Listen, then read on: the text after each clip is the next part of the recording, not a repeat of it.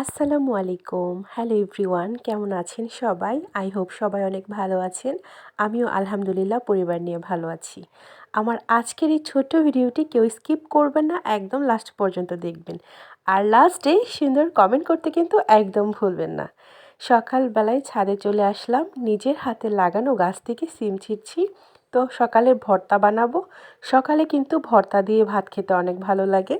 Already যারা আমার ভিডিওটি দেখা শুরু করেছেন, প্লিজ দেখার শুরুতে একটি লাইক দিয়ে আমার ভিডিওটি দেখা কন্টিনিউ করবেন।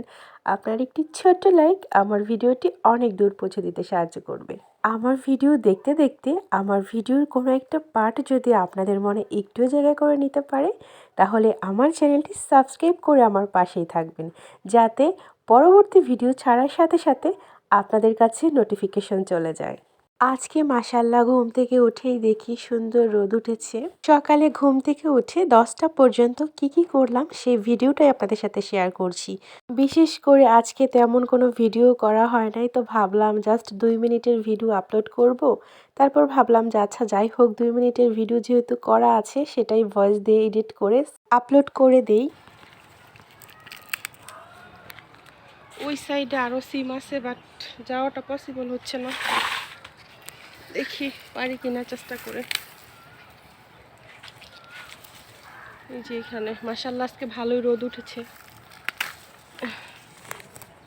আও আও, এই যে এখানে আরো,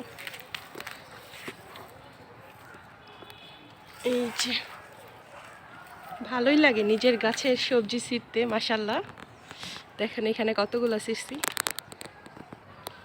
এই যে আর ছিঁড়বো না, এইটুকুই হয়ে যাবে, কারণ ভর্তা বানাবো তো, ভর্তার জন্য এইটুকুই যথেষ্ট। এখন বাসায় যাই। মাশাআল্লাহ অনেকগুলোই হয়েছে। এই যে এই তো ছিমগুলো বেছে ক্লিন করে এখন চুলায় জাল ধরিয়ে দিব। সাথে একটা আলুও কেটে দিয়েছি। সিম আলুর ভর্তা একসাথে খেতে কিন্তু ভালোই লাগে।